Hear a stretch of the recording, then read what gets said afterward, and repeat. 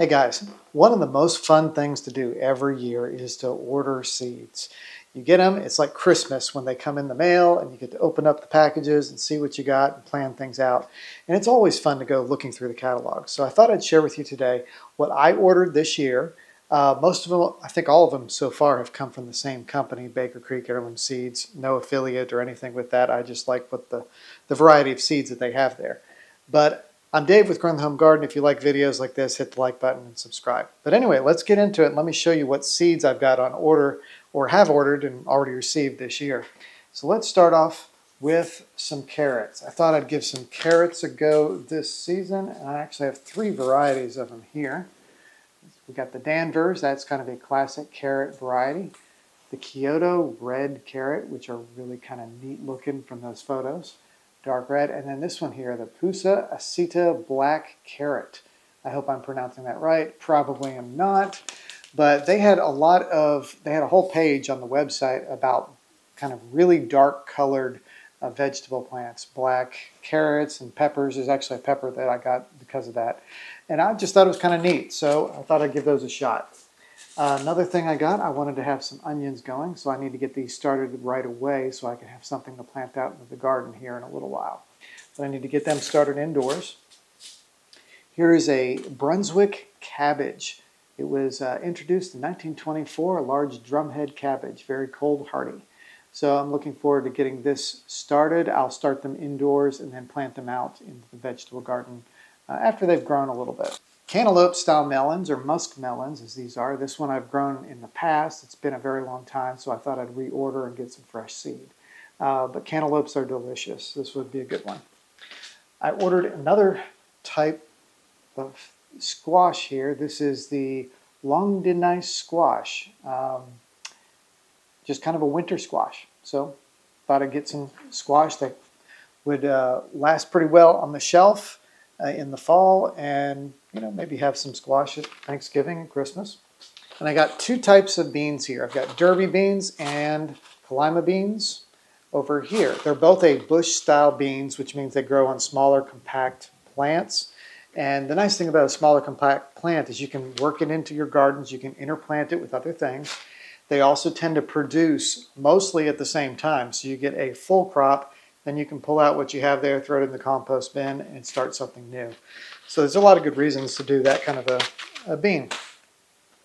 Now let's go over here. This squash is one I've grown before. It seems to have several names. I'm pretty sure they're the same thing. We called it a trombetta before, but here it's the rampicante squash. It's a zucchini. They're very delicious. One thing you can do on that, you see how it's got a nice long neck to it. You can dice that up and do them as little fried squash medallions. Just really good type of squash to have there. I've grown okra once in the past. We're not really big eaters of okra. My daughter requested it, so I thought I'd get some okra growing in the garden. This is the Alabama red okra. We'll see how it does, and most of us probably in the South cook our okra by frying it. So that's probably what we will end up doing. Now, I always find the most interesting plants to me are tomatoes and peppers, and so I've saved them for this group here. But this one here is a true black brandywine tomato. I've grown the brandywines before. I haven't grown the black one, but I thought that would be a good one to have. This one here is a Chadwick cherry tomato plant, developed by the horticultural expert Alan Chadwick. The vine set 1 ounce sweet cherries. So that should be good. And another tomato is this Rebel Starfighter Prime tomato. They're kind of an ox heart shaped tomato that looked very interesting when I saw it online. And being a Star Wars fan since I was a little kid, Rebel Starfighter just absolutely called to me, so I thought I'd give it a shot. Baker Creek also gives you free seeds when you order, and this is one of them. I really don't do eggplant that often. I like eggplant, but I tend to have flea beetle issues with it. So I'll give it a shot. We'll see how it goes. I do like a good eggplant parmesan. This is a neat looking purple pepper. They kind of get a little bit red, but it's called Buena Mulata pepper. It says it's from African American folk artist Horace Pippin. So looks neat. We'll see how it goes. It is a hotter style pepper, I believe.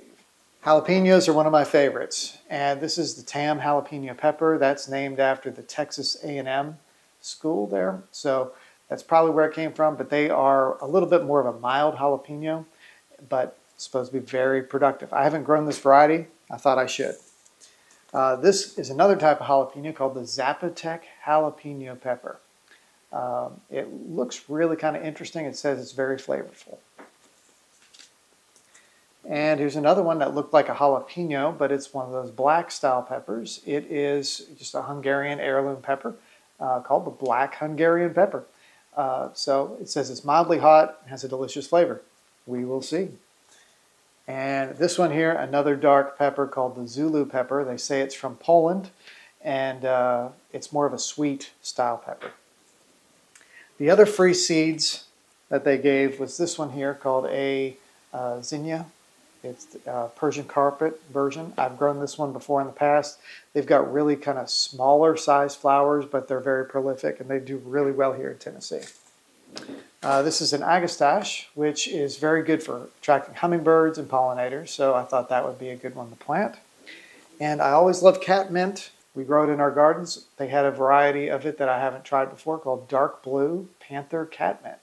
And we'll see how that compares. I typically grow Walker's Low catmint in our garden, and I propagate a lot of plants off of that. So if this one's pretty good, I'll start propagating from it, and we'll have another perennial catmint to grow in the garden. So that's what I've ordered for this year, for 2025. If you would, tell me what seeds you're looking forward to growing in your garden, what you may have ordered new this year, and what you're looking forward to trying. So I'm Dave with Growing the Home Garden. Thanks for watching. We'll catch you next time.